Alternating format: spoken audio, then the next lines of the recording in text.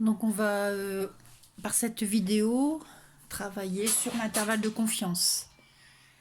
Donc pour vous rendre compte un petit peu du modèle qui a été mis en place, on va, par une approche de façon intuitive, euh, expliquer ce modèle. Donc vous avez un sac, dedans il y a des billes, mais je ne connais pas la constitution. Donc on va procéder à 400 tirages avec remise. Donc ça veut dire quoi? C'est un petit peu ce qu'on avait vu avec la loi binomiale. Je tire ici une boule jaune, je la remets, je secoue, rouge, je tire une boule jaune, ici je remets, je retire une boule rouge. Donc pour l'instant, deux couleurs de boules de billes, jaune et rouge. Donc ça commence vraiment avec un sondage assez classique. On met des bâtons, donc il y avait deux rouges, une jaune, après 1, 2, 3, 4, 5, le cinquième on fait ça, etc. etc. Donc je ne vais pas refaire tous les tirages et 400 tirages. Ça a été fait antérieurement par des élèves de seconde. Ils avaient procédé à plusieurs tirages, chacun à leur tour. Et le résultat avait donné, alors il y avait 113 jaunes et 287 rouges. Et ça fait bien un total de 400 tirages. Je leur avais demandé après de travailler sur non plus les effectifs, mais sur les fréquences. Donc les fréquences, ce qui est beaucoup plus parlant, c'est de les mettre en pourcentage. Donc comment calcule-t-on le total? Donc ça va être 100%. Comment calcule-t-on la fréquence? Eh bien, c'est l'effectif de la valeur divisé par l'effectif total. Et on trouve autour de 0,28. 113 divisé par 400. Voilà, 0,28, 25. Et donc, comme le total fait 100%, là on en déduit que c'est 71,75%. Donc là, ça fait 28,25%. Donc après, l'idée, c'est de demander, que fait-on avec ces résultats? Donc ça a été assez rapide en disant que dans le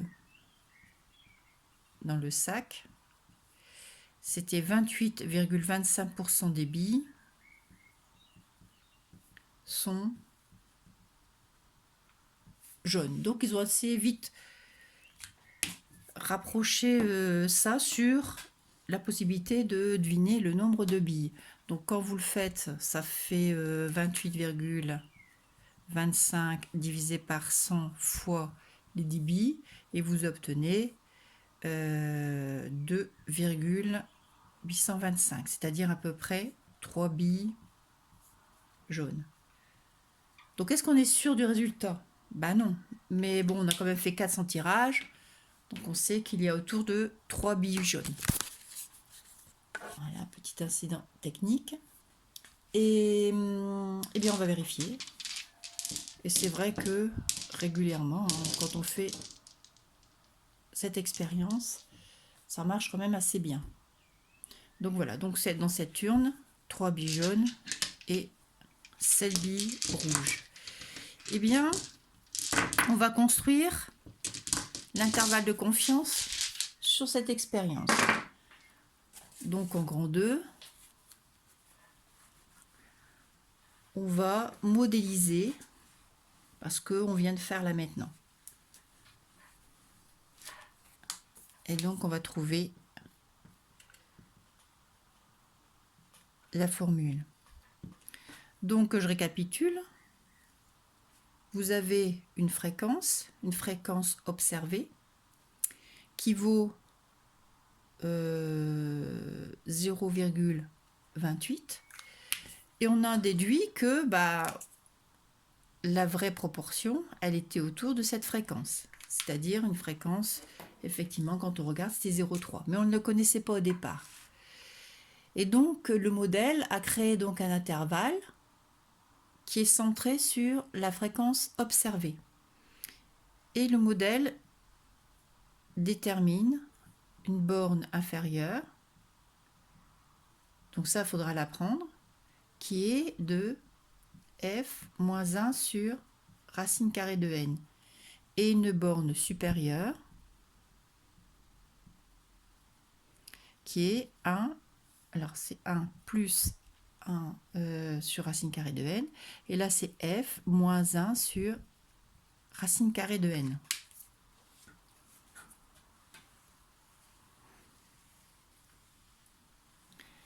Alors là, on va établir un petit peu aussi ce qu'on appelle la loi des grands nombres. Et la loi des grands nombres, elle stipule que la fréquence se rapproche, donc la fréquence issue d'un échantillon de taille n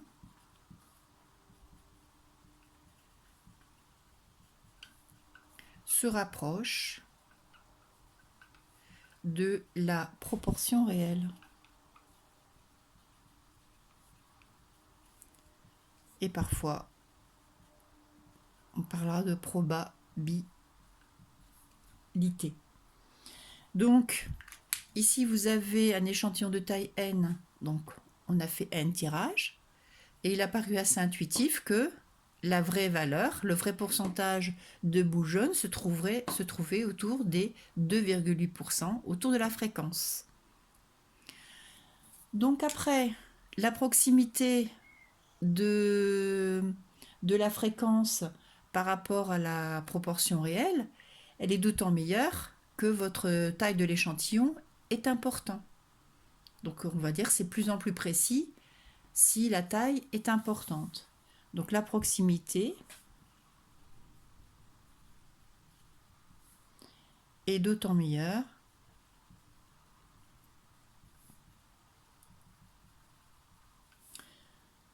que la taille de l'échantillon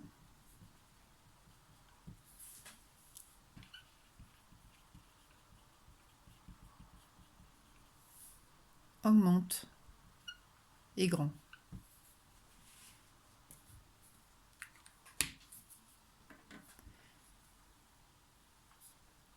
Donc, on va aussi signifier qu'il y a de fortes chances que c'est dans cet intervalle, mais on n'est pas sûr. Donc, vous allez toujours avoir apparaître au seuil 95%.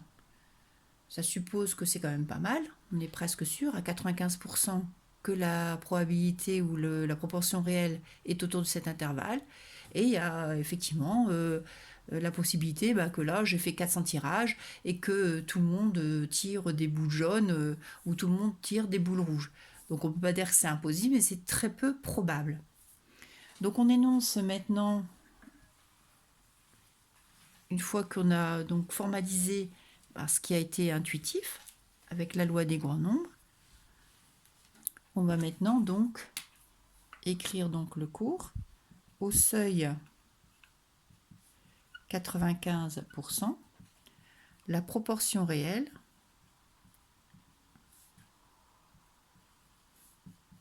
ou probabilité appartient à l'intervalle de confiance que je vais assez rapidement noter IC. Et IC, c'est la borne inférieure f-1 sur racine carrée de n, f plus 1 sur racine carrée de n. Donc au seuil de 95%, je reviendrai sur un autre intervalle pour vous expliquer un petit peu comment ils ont abouti à ce pourcentage. Alors, donc ce modèle est vérifié, mais il est vérifié quand même sous certaines conditions. Donc les conditions, bizarrement, elles varient en fonction du niveau où vous trouvez. Ça, je comprends pas beaucoup. Je comprends pas pourquoi est-ce que ça n'a pas été, c'est pas la même chose de la seconde à la terminale, mais bon, c'est comme ça. Donc je vais vous expliciter donc les conditions qu'il faudra toujours vérifier avant de pouvoir affirmer cette phrase ici. Donc vous avez les conditions. Donc les conditions, vous avez en seconde, elles sont spécifiques, et vous avez les conditions première, terminale. Alors en seconde, les conditions, c'est il faut que n, la taille de l'échantillon, soit supérieure ou égale à 25. En première et terminale, vous allez dire n supérieur ou égal à 30. La fréquence ici, vous allez devoir dire qu'elle est entre 0, 2 et 0,8. Et ici, vous allez devoir faire un calcul. Vous allez devoir calculer n fois la fréquence, trouver qu'elle est supérieure à 5. Et vous allez devoir calculer f, n fois 1 moins f, et montrer aussi qu'elle est supérieure ou égale à 5. Donc pour l'intervalle de confiance, vous allez vérifier les conditions.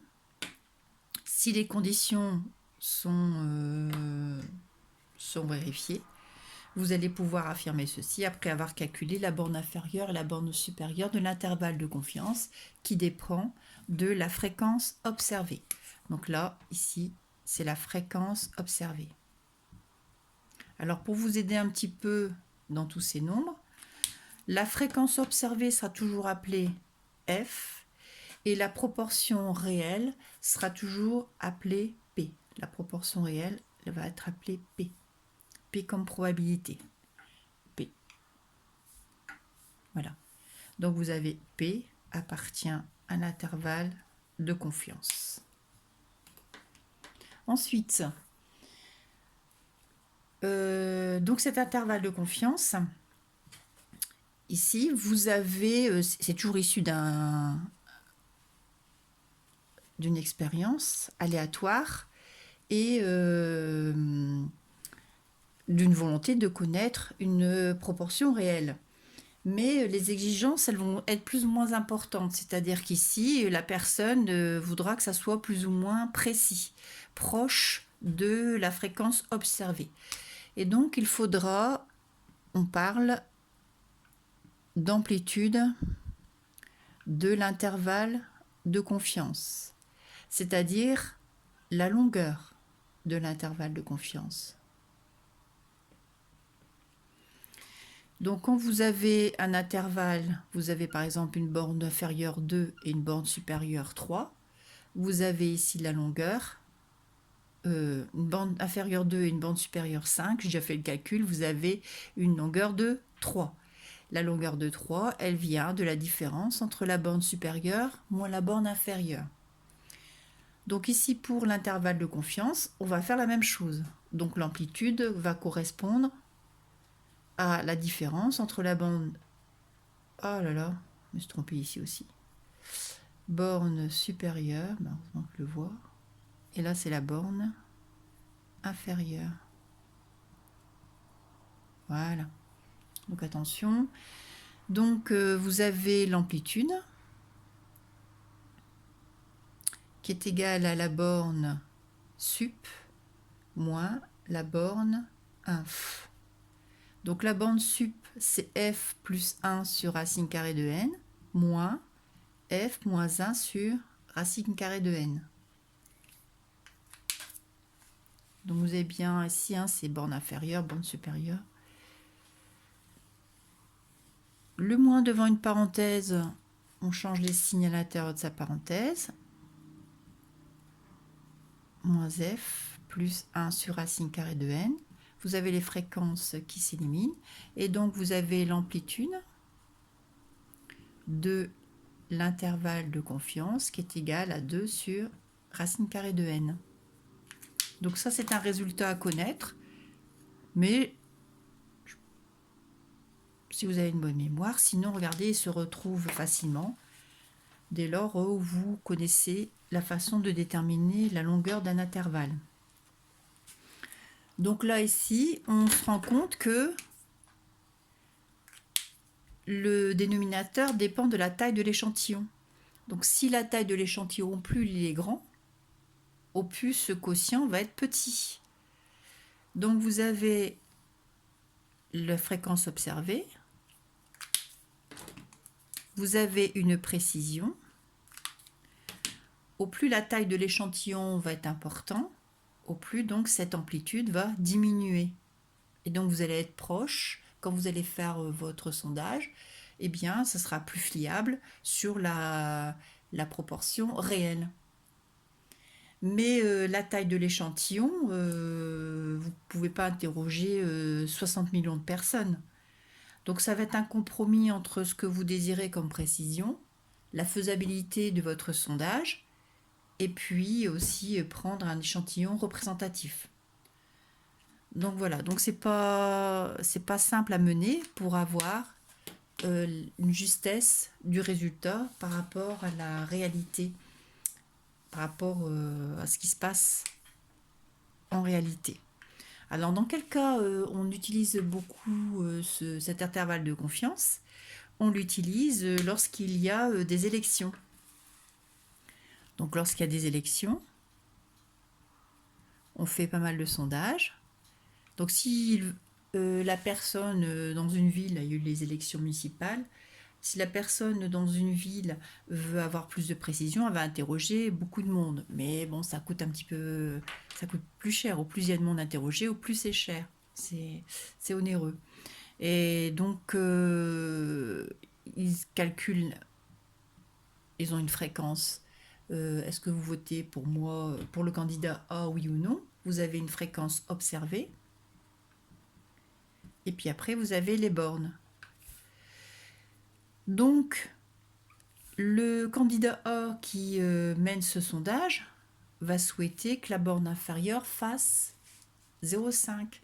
Ce qui signifie que il y a forte probabilité que la vraie proportion des personnes qui vont voter pour ce candidat est supérieure à 0,5. Donc, au moins